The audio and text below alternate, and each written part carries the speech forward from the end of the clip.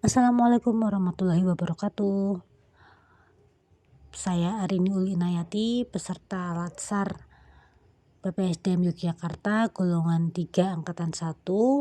Hari ini akan menampilkan sebuah video kasus tentang Smart ASN atau manajemen ASN. Silakan disimak video berikut ini.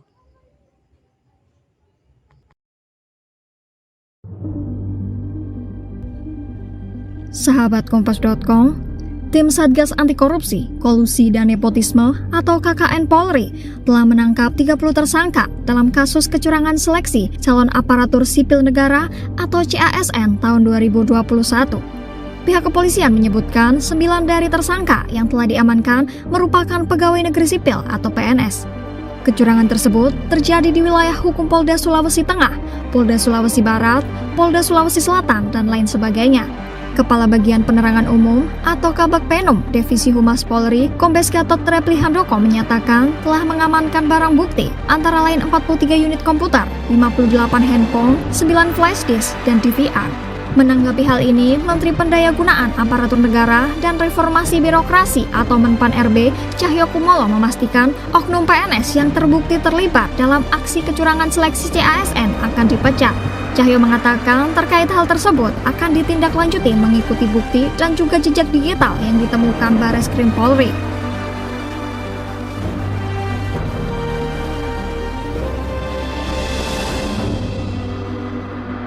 Cahyokumolo juga menyatakan kasus bermula dari adanya kecurigaan dan aduan masyarakat serta orang tua peserta CPNS, termasuk juga keluhan melalui media sosial dan temuan Badan Kepegawaian Negara atau BKN. Kemudian BKN dan Kementerian PAN-RB berkoordinasi ke pihak kepolisian untuk mengungkapkan kasus ini.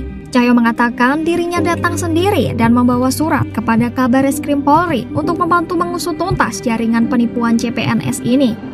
Ia menegaskan proses seleksi CPNS tidak boleh dirusak oleh oknum yang tidak bertanggung jawab.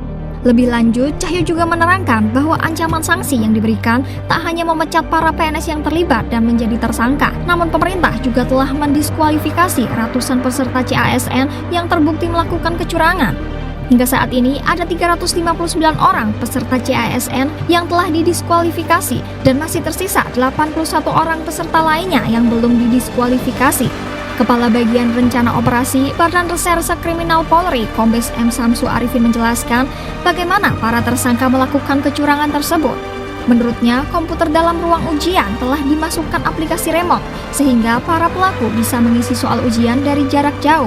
Samsu juga mengatakan para tersangka sengaja mencari peluang atau lokasi ujian yang memiliki sistem pengamanan yang lemah. Ia juga menduga para pelaku telah memasukkan aplikasi remote tersebut beberapa hari sebelum pelaksanaan ujian. Dikabarkan nilai suap yang dilakukan para tersangka kepada CASN 2021 mencapai 600 juta rupiah. Dan berikut 9 oknum PNS yang menjadi tersangka dalam kasus ini.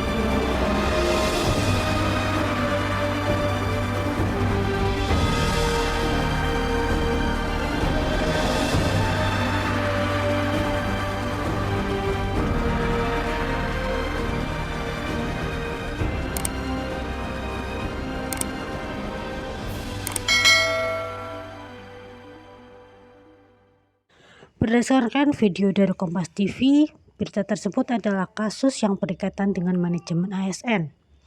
Oknum-oknum ASN atau PNS telah melanggar kode etik ASN antara lain tidak melaksanakan tugas dengan jujur, tidak berintegritas, dan melanggar peraturan perundang-undangan, serta menyalahgunakan informasi internegara untuk kepentingan dan mendapatkan keuntungan bagi diri sendiri maupun orang lain. Dalam kaitannya dengan Smart ASN, dalam berita tersebut 9 oknum PNS telah menyalahgunakan media digital untuk hal yang negatif karena mereka memasangkan remote pada PC yang digunakan untuk tes CAT. Dampak yang ditimbulkan dari kecurangan seleksi rekrutmen CPNS sangat merugikan negara. Praktik kolusi atau semacam kecurangan seperti ini harus segera dihilangkan agar tidak merusak citra aparatur sipil negara. Jika peserta tersebut lolos dengan cara yang tidak jujur, maka akan menurunkan kualitas sumber daya manusia di lingkup aparatur sipil negara, dan hal tersebut juga akan berpengaruh pada menurunnya kualitas manajemen aparatur sipil negara. Saran saya pada kasus seperti ini adalah dengan menanamkan dalam diri tentang kode etik aparatur sipil negara. Apabila terjadi, maka harus ada sanksi tegas agar kejadian seperti ini tidak terjadi lagi. Dan untuk calon aparatur sipil negara agar tidak menghalalkan segala cara untuk menjadi seorang ASN, karena setiap perbuatan akan dipertanggungjawabkan. Demikian video saya kali ini, semoga bermanfaat bagi teman-teman dan terima kasih telah menyaksikan. Wassalamualaikum warahmatullahi wabarakatuh.